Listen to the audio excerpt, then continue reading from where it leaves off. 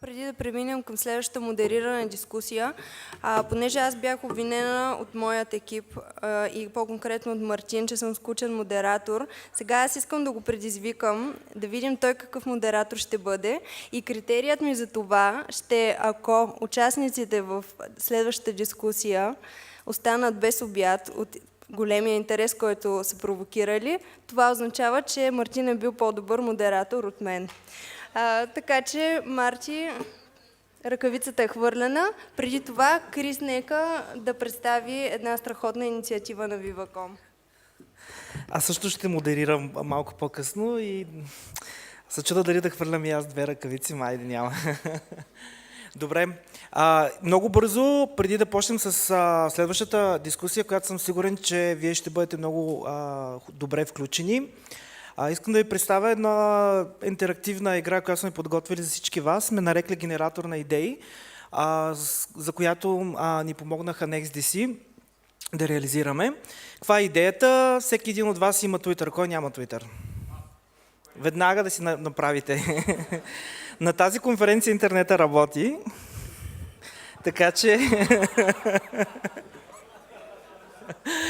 моля ви, регистрирайте се в Twitter. Каква е идеята?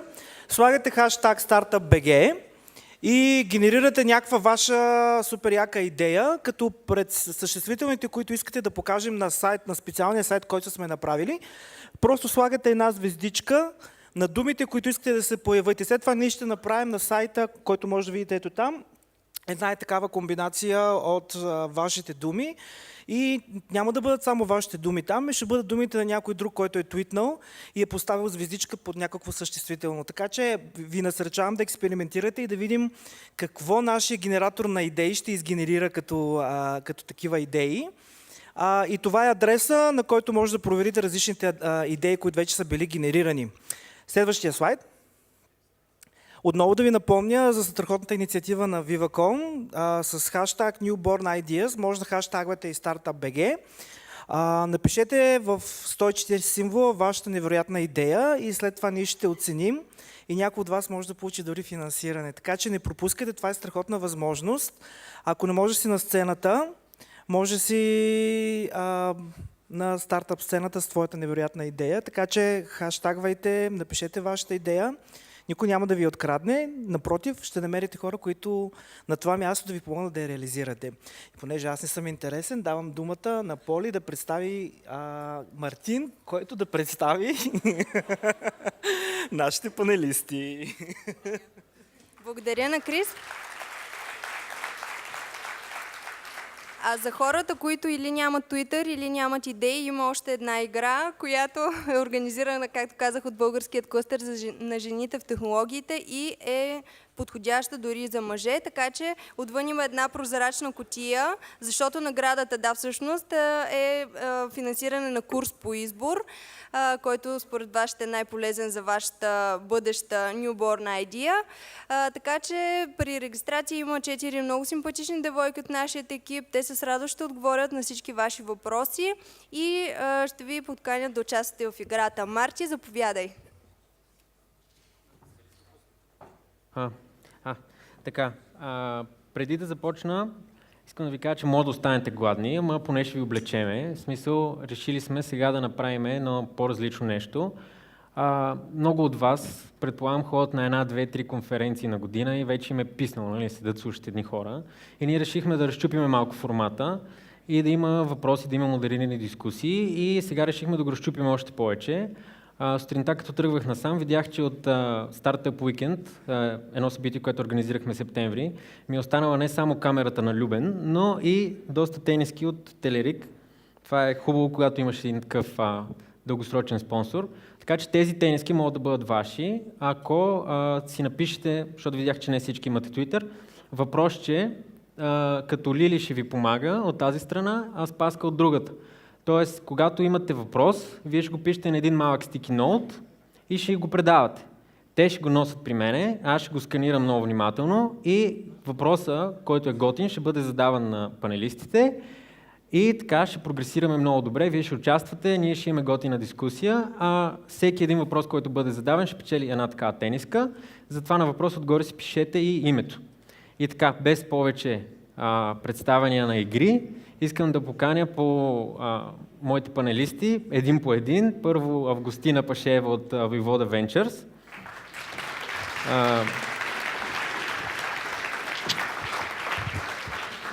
Константин Петров от Фонда за дялово инвестиране НЕВЕК.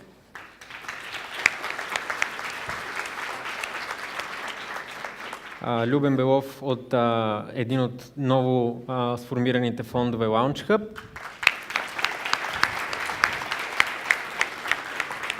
Дилян Димитров също от фонд за инвестиции в начален стадий Eleven.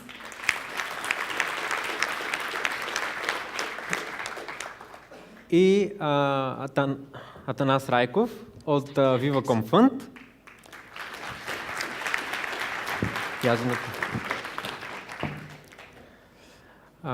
Така, предполагам, че ще е добре, аз не мисля да сядам, предполагам, че ще е добре да дам думата на дамата сред нас, защото малко или много, предполагам, че всички сте чували доста и за Невек, който е най-стария фонд тук, и за LaunchHub и за Eleven, които стартираха наскоро, но доста шумно, но Voivoda Ventures остава малко в страни. Първо, защо Voivoda? Сте в Калифорния, ти какво точно правиш? Имате ли сделки вече от тук? И така. Така, чувате ли ме всички? Добре. Защо Voivoda? Всъщност нашия менеджинг партнер е българин. И това е, може би, някой от вас може би са чували за него. Казва се Вал Бабаджов. Това е един от успешните примери лично за мене за български успешен стартъп. Той се премества съвсем малко предистория ще дам, за да знаете откъде тръгваме. Премества се в началото на 90-те години в Щатите, като отива там с $100. Решава, че не може да работи за корпорации и съответно стартира бизнес, който преди краша 2001 година, .com-а, се развива, т.е. има офиси в 4 държави, като в България български офис е най-голям. И мисля, че ако не се лъжа, са 60-70 човека работят тук.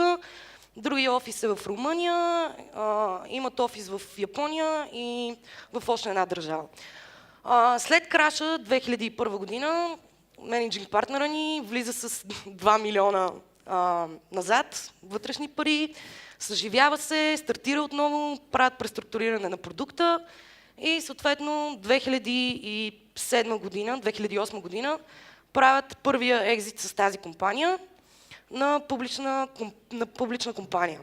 И това става 2 седмици всъщност преди да крашне Lehman Brothers. По стечение на обстоятелствата 2009 година си връщаме отново компанията и през 2012 година, тази година, направихме през април месец нов екзит, отново със същата компания.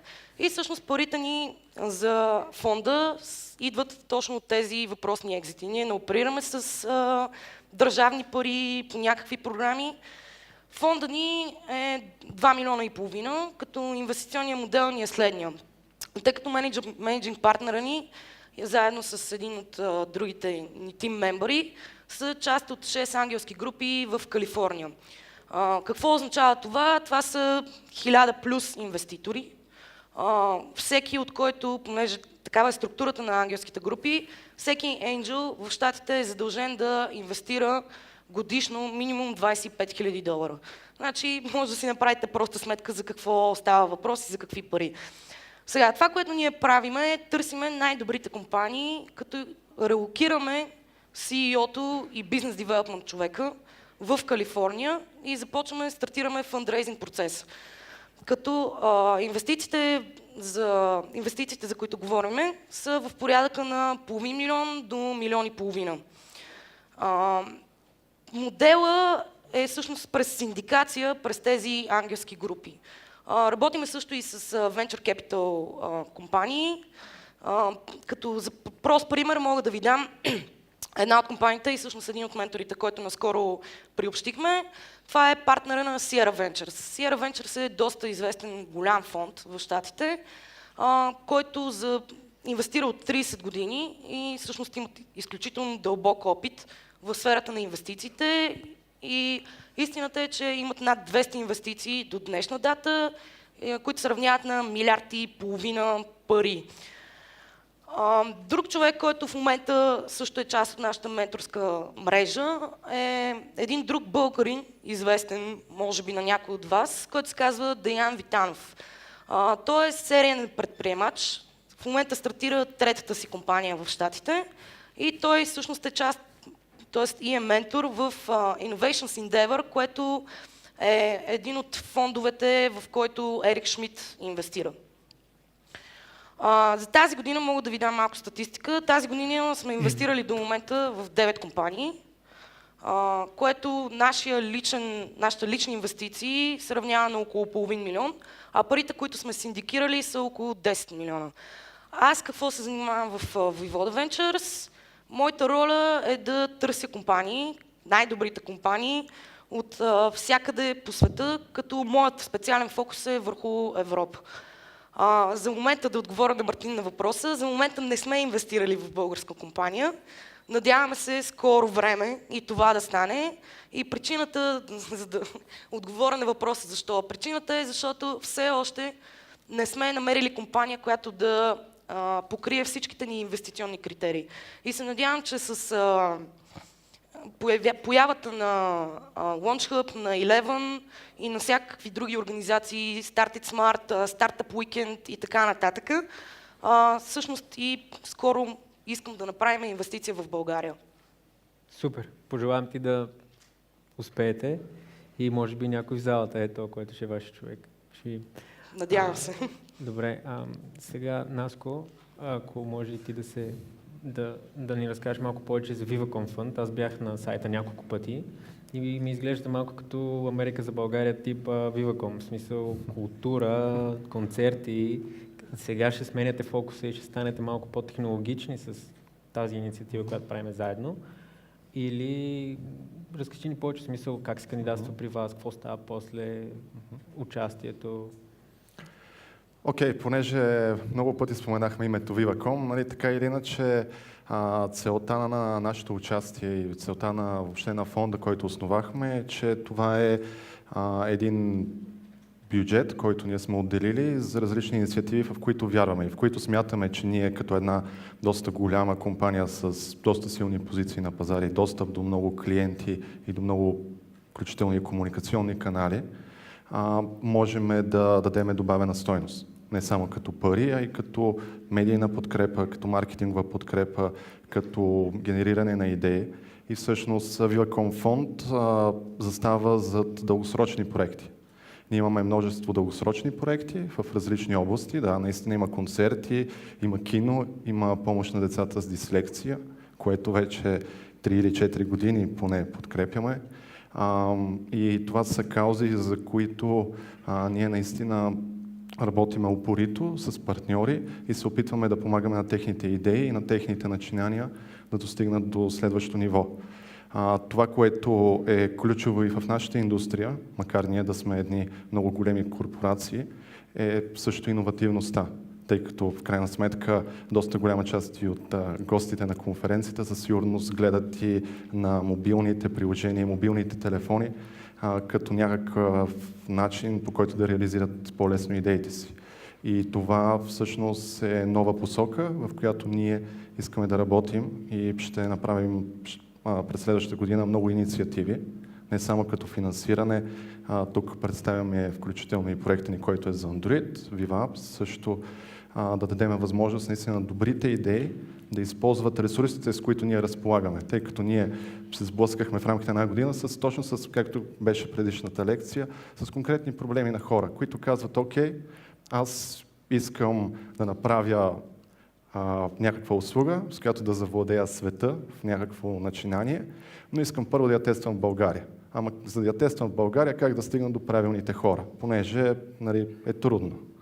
И всъщност това, което на мен ми отне много месеци, за да убеда в нашата структура моите шефове, че наистина има смисъл от това, е, че всъщност имаме много ресурси, които остават неизползвани и които ние сега наистина искаме да предоставиме на стартиращи бизнеси, на установени бизнеси, на всякакъв вид хора, които искат да използват мобилните комуникации, за да достигнат по-лесно и по-бързо до правилните клиенти за тяхната услуга. и да им дадем някакъв поне малък трамплин да завладеят света. Супер, т.е. накратко е много възможен варианта, в който през тази инициатива с аповете, реално, дългосрочно се инкубира една компания, да кажем, която създава едно мобилно приложение, което се разпространява чрез вашата мрежа до хиляди хора, които го тестват, събира се фидбек и така вече имаме повече приложения на български, по-зрял пазар и съответно повече предприемачи. Реален е този сценарий. Аз лично наистина смятам, че това е така, понеже наистина започва екосистемата да се развива доста бързо. Има вече доста възможности за финансиране, така че ние се опитваме да дадем и възможност за по-добра подкрепа търговски, маркетингово, което ние разполагаме. Разбира се, също и финансово за конкретни ключови проекти. Добре, благодаря ти. Косио, сега искам в публичното пространство, първо една малка предистория. Константин е от Неве, както казах, един от първите фондове, 2007, мисля, който започна с 7, поправи ме ако бъркам, 7 инвестиции в портфолиото. Да ни кажеш малко какво се случва с тези 7, защото вече мина доста време, 5 години, горе-долу това се счита за една от, за един, как да го кажа, за една от маркерите на стартиращата компания, какво правим след 5 години и какво правим следващите 5, в смисъл, какво става с фонда, расте ли, търси ли нови инвестиции, нови проекти. Здравейте на всички. Аз чувам ли си? Да.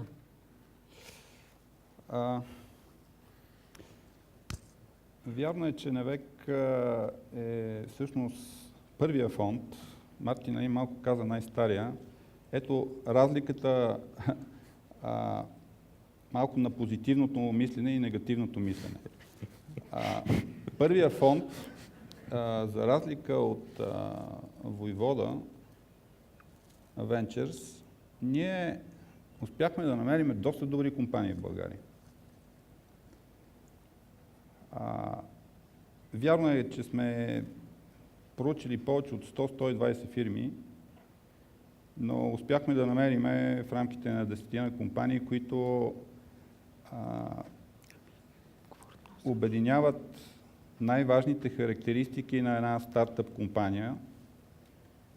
Добрия екип, уникална идея и възможност за развитие на тази идея.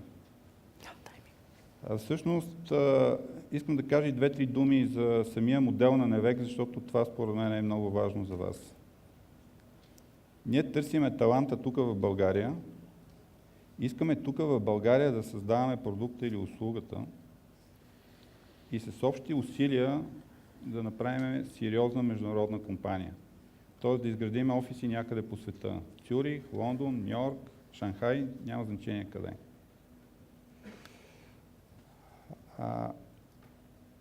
Невек в момента е вече близо приключва 5-та година, започва 6-та година, така наречения период на екзит. И при нас има и добри компании, има и средни компании, има и компании, които не успяха в своето развитие.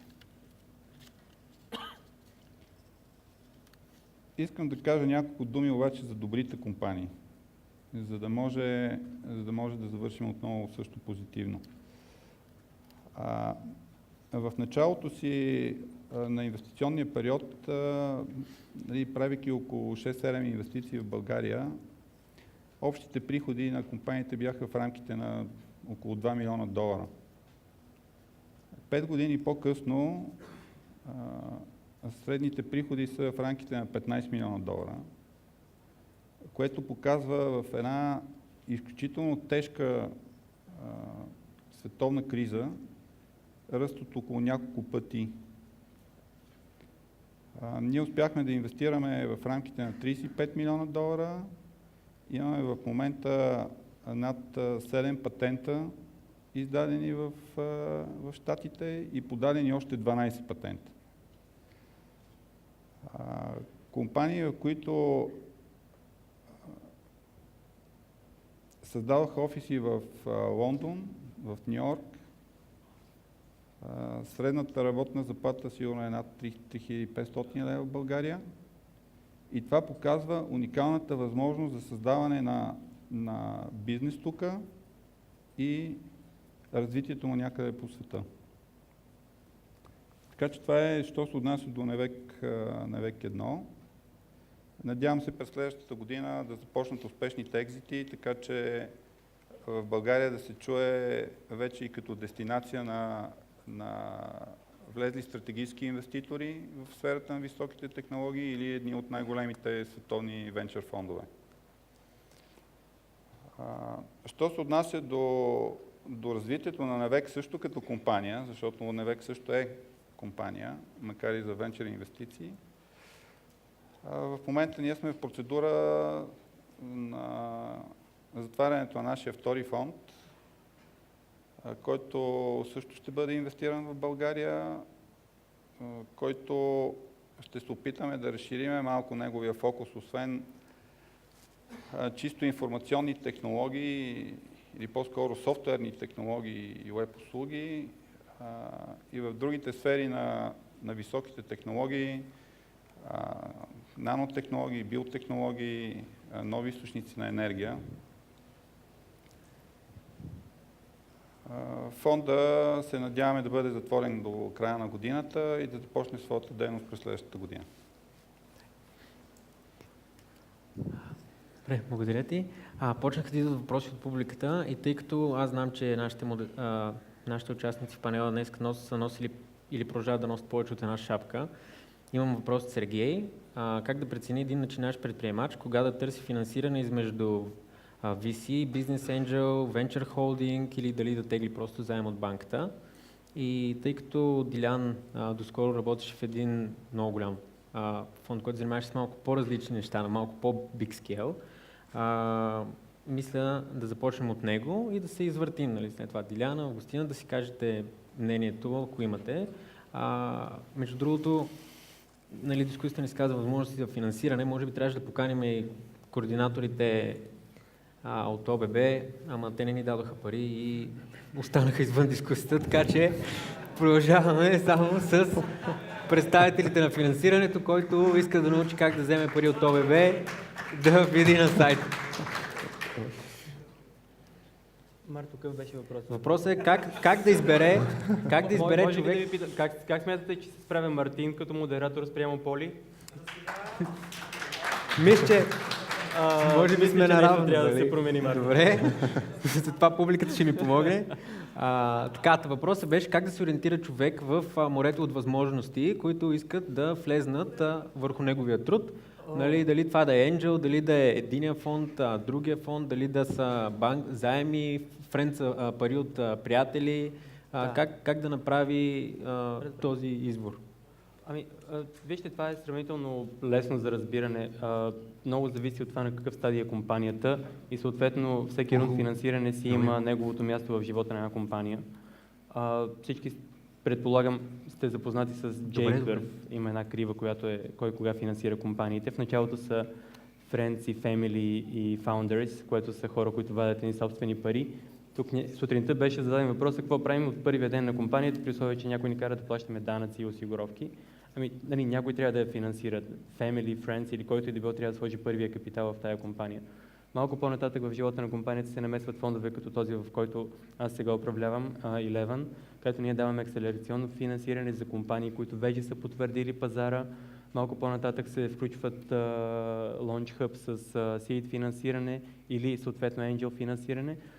Няма много избори в един момент в една компания, точно от кого да вземеш пари. Никой няма да даде VC финансиране на стартап или никой, който е вече минал маркет валидация и доста напред в пазара, няма да потърси акселерационно финансиране, при условие, че вече е в сферата на seed или в VC. Така че този въпрос е единственото, което е важно е докъде е стигнала компанията в развитието си, достъп до пазара и тракшн. Супер. Другите, ако искате нещо да добавите по това? Аз мога да добавя нещо. По принцип, абсолютно съм съгласна с това, което Дилян казва. Може би другия вариант, който е добър, е всъщност да комуникирате с хора. В смисъл да комуникирате с тях, това са хора, които могат да ви дадат съвет и могат да ви предложат и различни опции. И аз това го давам като пример, защото миналата седмица на една от конференциите, в които бяхме с Любен и с Дани, дойде при мен една компания, която се интересуваше от това, какво ние правиме. Истината беше, че аз просто му препоръчах дадох му различни опции. И ако сама компанията, в смисъл по принцип самата компания трябва да знае на какъв стейдж е. И зависи много на какъв стадий, извиняйте. Зависи много на какво ниво е. Ако наистина има нужда от малко пари, за да стартира и за да създаде някакъв продукт, определено акселератор, инкубаторска програма е окей. Ако вече е на стадий, в която има някакъв тракшн, има proof of sale, тогава най-вероятно ще трябва да е на стадий, в който търси или ангелско финансиране, или VC финансиране. Добре, другите предполагам. Да. Аз чуваме ли се? Мисля, че да. Аз имам следната. Не знам дали слушахте Ники преди малко, каза някакви неща, които аз смятам, че бяха много валидни. Едно от нещата, които той каза е, когато търсите founders, co-founders и така нататък, търсете хора, които всъщност са готови да рискуват. И бих казал за Launch Hub ние какво търсим и в кой момент ние бихме се включили. Аз не искам да влизам в някаква така теоретичен разговор в този фаза, се обърнете към този, в другата към друг. Бих казал следното обаче. Понеже Ники каза, фаундъра трябва да е най-добрия селсмен и то селсмен не като да продава директно продуктите на компанията, той трябва да е селсмен да продава концепцията за този бизнес. И в момента, в който ние видим отсреща хора, които са успели да продадат своята концепция, било то на хора, които да им станат техни кофаундери, било то на хора, които да станат техни клиенти, бета-тестери, било то на хора, които са се присъединили като early employees, ние тогава казваме, окей, това е правилният човек, правилната компания, ние ще сложим нашите пари там, ние ще организираме нашата нетворк и ще синдикираме, не знам дали знаете този термин, това означава случай, в който подпомагаш някакви други, било то енджелски групи, било то други VC-та да сложат допълнително пари.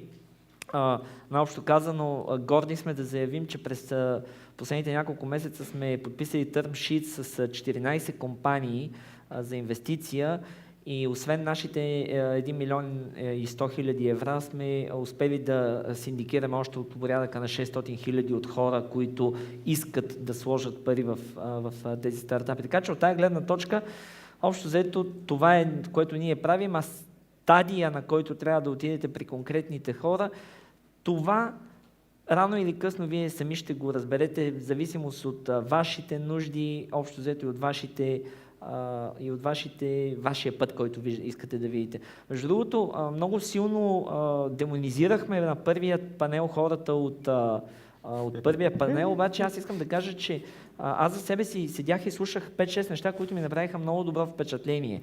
И едно от тях беше това, че Tech City, Tech парка ще започне да съществува преди да се построят сградите и че той ще почне да прави ивенти и ще може да почне да образова, да вкарва хора, да образова комюнитито с тези неща, които всъщност са необходими. Така че евентуално вие ще научите и тези неща допълнително, когато тия всичките неща започнат да работят. Супер, благодаря ти. Имаме още един, освен ако не искате да добавите нещо. Имаме още един въпрос от публиката, от Михаил, който ми се вижда доста интересен. И първо да внеса уточнението, че вашия фонд Launch Hub, мисля, че ще ме поправиш, ако греша, е както в Seed, така и в Acceleration фазата. Тоест е възможно за един проект да дойде в Seed и да продължи пак при вас в Acceleration, нали така? Ние имаме два компонента във фонда. Единият е тъй наречения Acceleration, другия е Seed. В Acceleration, който е по-малката част, от порядъка на 3 милиона, ние ще инвестираме в компании в съвсем начална фаза. Нашата стандартна инвестиция е 30 хиляди за 8 до 10% от бизнеса, но всъщност това, което е основният ни фокус е тъй наречения Seed компонент на фонда, които са 6 милиона, които ще инвестираме за 200 хиляди 200 хиляди евро инвестиция в компания. Така че отговорът е да, ние ще инвестираме както в компании, които идват от нашия акселератор, така и директно в компании, които всъщност идват от други акселератори или са директно направили някакъв... Супер. И точно въпросът ми от Михаил и нещо, което каза и Августина в началото е, че все още не са видяли компании достойни, в които да инвестират, нали, да отговарят на всички критерии. Като тук един дисклеймер, като част от една от компаниите, която е финансирана от Eleven, мога да ви кажа, че това, което каза Васко в началото, тук са събрали хора, които не дават просто едни пари. LaunchHub и Eleven и Nevek до известна степен още от самото начало, за Войвода не знам, ви ще каже, предполагам, че още по-силно е там. Предоставя, така да се каже, обучителни процеси, обучителни програми, намират супер готини ментори, примерно Васил е ментор в Eleven, намират хора, които да помогнат на такива като мене да станат малко по-добри в бизнеса, за да могат да върнат все пак парите на фонда. И тук идва въпроса сега, какви са възможностите помежду вас, обсъждали ли сте ги, мислили ли сте за това нещо? Един проект да дойде от Eleven, да гроуне до някъде и след това да отиде във Войвода, после да дойде при новия Невек, т.е. с растежа си те да преминават през един и друг и също така съществува ли вариант, при който да се вземат тези пари, които вие давате срещу X% и от два фонда. Примерно аз да участвам и в Eleven и в LaunchHub. Просто не ми достига идеята, не ми достига пари за идеята в началото и трябва да се индикирам от двама-трима. Как така? В никакъв случай. Шегувам се. Каква е логиката според тебе да не искаме да инвестираме в някой, който е добър? Никаква. За нас основното нещо е да видим, няма никакво значение откъде идва. Ние сме тук, ние сме в сервис бизнеса, сервиса за предприемачи. Когато говорим какво правят VC-тата, аз самия съм предприемач, аз не съм VC. Аз съм работил 20 години собствен бизнес през цялото време. Аз съм в оная част на залата, там долу, където сте и вие. Така че от тази гледна точка това, което искам да кажа е най-важното нещо за нас е всъщност да видим в кой момент и по какъв начин може да помогнем на предприемачите, по какъв начин ние можем да им дадем нашия ноу-хау, експириенс, изобщо да им помогнем с това, така че те да дигнат, да продължат да се развият. За нас, нашия бизнес е това. Така че откъде идва, дали идва от Войвода, Eleven или от Луната, ако щете, за нас няма значение. Важното нещо е да видим правилните хора, които са склонни да минат този целият път, който Ники преди малко ви го разказаше и ще бъдат на финала победителите. Аз също искам да кажа няколко думи по... Сега ще пуснат. По този въпрос. Според мен по-скоро това е естественият начин на развитие на нещата. Винаги е по-добре, според мен, да има сътрудничество, отколкото разделение. И развитието на една компания минава през най-различни фази. За всяка една фаза са необходими различни умения, различни знания, различни капитали. Различни пазари, различни ментори, различни членове на борд на директорите и така нататък. Наблюдавам много процеса на моите приятели и колеги от LaunchHub и Eleven. Самият техен инвестиционен процес е, как да кажа, първоначално е доста по-лесно, защото се оценява една идея и инвестира се в тази идея с съответно по-малка сума, по-малък дял в капитал. Колкото повече израства компанията, започва да има все повече и повече различни нужди. Да кажем, структурирането на един борд на директорите. Това е най-много проста задачка. Освен това се изискват различни умения, за да може една компания вече излязла от инкубатора или от първоначалната инвестиция, seed инвестиция, да може да порасне, да може да завладее различни пазари, да създаде различни офиси, да промени своята структура И съвсем логично, нали, на въпроса на Марти е именно обединението между различните инвеститори. Една идея е тръгнала с първоначално собствен капитал, минала през ангелска мрежа, минала през Seed фонд, за да дойде, нали, до Venture фонд и по-нагоре. Така че според мен сътрудничеството между така наречената екосистема е изключително важна и с общи усилия да може да развиваме българските компании. Мога да добавя, че в крайна сметка целта на всички нас е една и съща, компанията да успее. Така че в този аспект определено кооперацията между нашите организации трябва да се засили и ние трябва да работим заедно, за да може да изградим наистина една стабилна екосистема в България. Защото истината е, в смисъл, аз това забравих да го спомена, но аз изкарах 3 месеца в Щатите на нещо като обучителен период в началото на годината. И когато се прибрах тук, в началото наистина беше малко стресиращо колко назад сме. Естествено с началото на двата фонда нещата доста се акселерираха, вече е доста по-развита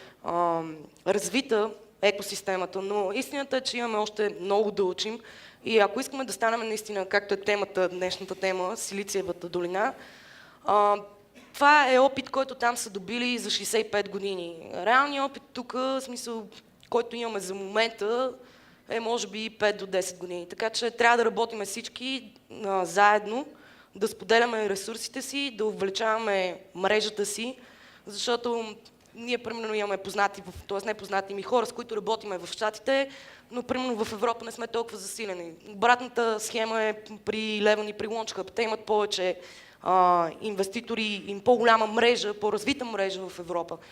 Така че отговорът е да, абсолютно е възможно.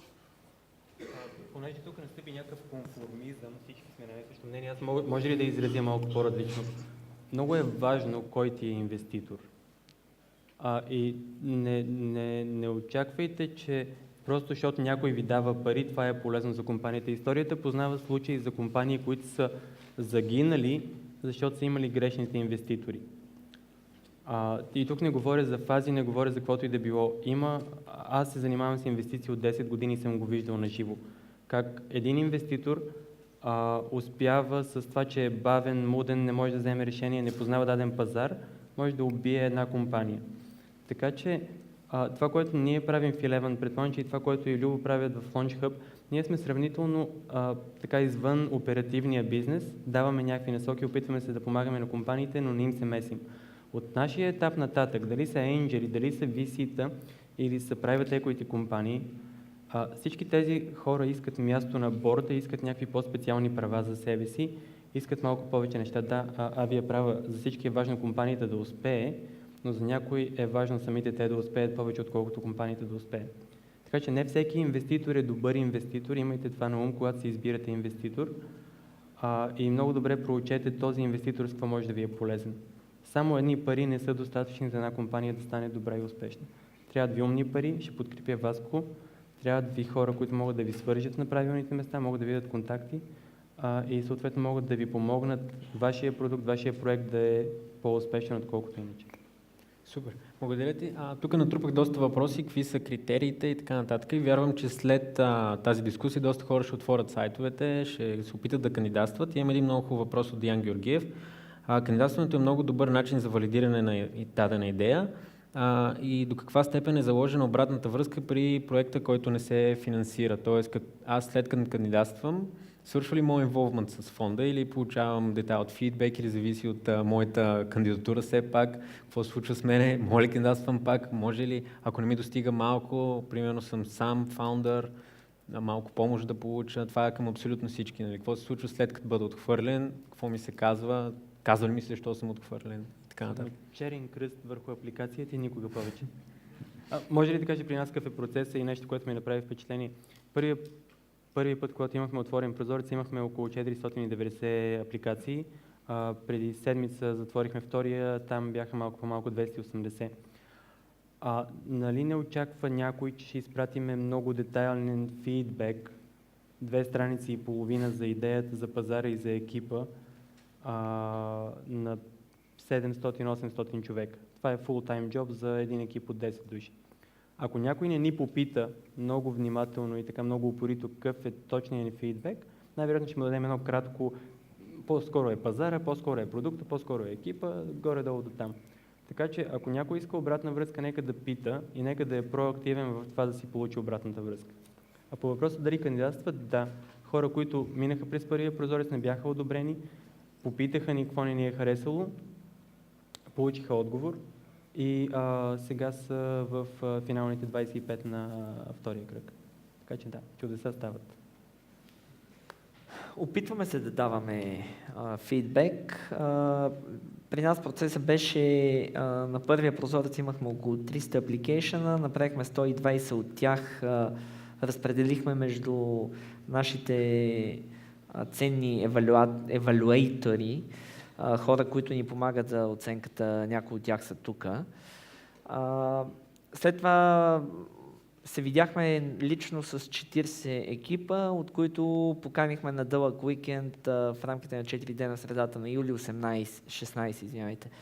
Опитахме се на 40-те екипа да дадем малко по-детайлен фидбек. Опитахме се да дадем релевантен фидбек и на 120-те екипа, които първите 120, които всъщност минаха през evaluation-а. Дали сме успяли? По-скоро не. Дали сме успяли да дадем наистина релевантен и качествен фидбек? Най-вероятно не. Но общо взето малко основното нещо за нас е всъщност да успеем да обърнем внимание и на нашите клиенти, които са всъщност нашите компаниите, в които ни инвестираме. И това до някаква степен спира нашето голямо желание да дадем фидбек на компаниите.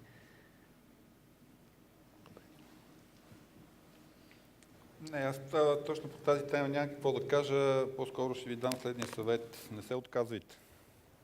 Това, че веднъж един VC фонд или един seed фонд не е одобрил вашата идея или проект, това абсолютно нищо не значи. В тези фондове работят също хора. Тези хора до някъде могат да оценят вашата идея, но може и изобщо да не могат да оценят тази идея. Понякога не е дошло самото време за идеята. Така че продължавайте, вземете си бележка от съответното представяне, вижте дали нещо сте пропуснали, какво имате да научите, какъв допълнителен екип да съберете, но никога не се отказвайте. Има десетки идеи, които са обиколили по 10, 15, 20 фонда, докато намерят своя партньор, за да могат да реализират нещата. При нас процеса е... Всъщност аз се опитвам, почти във всеки случай се опитвам да доставя някакъв фидбек на компаниите. И истината е, че компаниите, които специално кандидатстват при нас, по-скоро при тях проблема е, че все още нямат тракшн. И всъщност това, което обикновено е процедурата, е просто да ни предоставят апдейти, месечни апдейти, как се развива компанията и в момента, в който преценим, че вече е настанал момента, и те са готови за този тип инвестиция, отново се връщаме при тях, отново разглеждаме нещата, виждаме прогреса и общо взето това е. Наско, при вас какво се случва? Чува ли се? Да. Ние понеже получаваме наистина доста идеи, включително и за инициативи, за най-различни каузи, които нали, също са обект на Viva.com фонд, ние наистина не можем да помогнем на всичките, насочваме се към част от тях. Заради това имаме и такива глобални насоки, но тъй като средата се променят се обстоятелствата, променят се темите, които са важни за хората и за обществото. Има инициативи, които не сме могли да подкрепиме дадена година или в даден момент, но на по-късен етап настъпва момента, в който вече можем да работим заедно и се ангажираме наистина сериозно с тях. Защото, нали, както казах и в началото, ние наистина търсиме инициативи и проекти, за които да застанем дългосрочно. Да не бъде просто за един месец да свършиме нещо и до там. Нали, наистина искаме да бъде нещо, което да расте и с общи усилия да виждаме все повече резултати.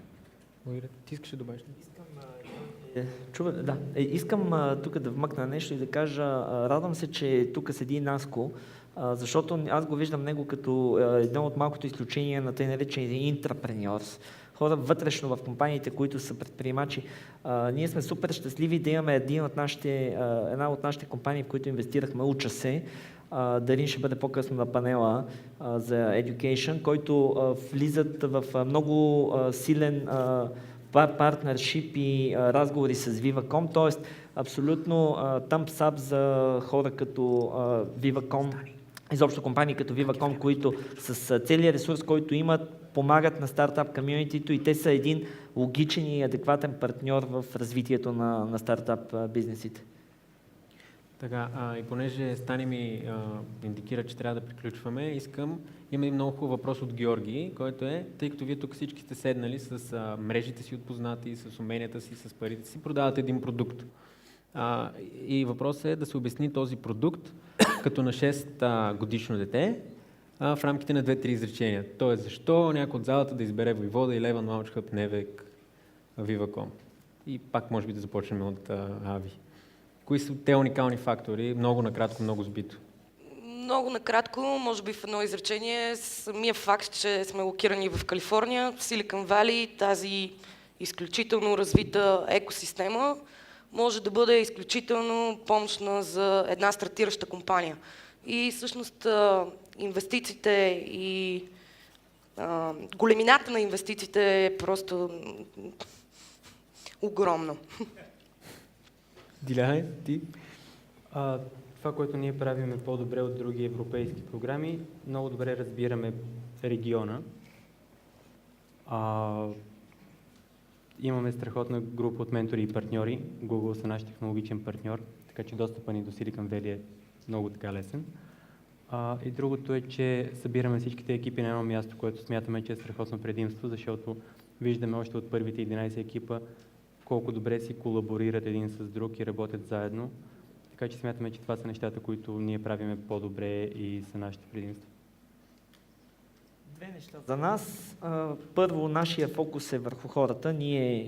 За нас най-важното нещо са хората и второто, ние сме фонд от предприемачи за предприемачи. Ние самите с партньора ми, Тодор, сме предприемачи, така че знаем за какво става дума и сме нагазили в кълта до колене, така че знаем какво ги боли хората. Аз няма да повтарям всичко заедно.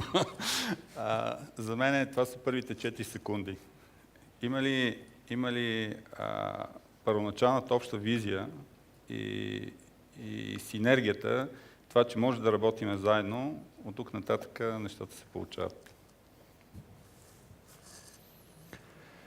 Ние сме, най-важното нещо при нас е, че ние сме тук, ние ще бъдем тук доста дълго време, доста голямо. Имаме доста дългосрочни неща, упорити сме и когато се захванеме с някой партньор, никога не го оставям.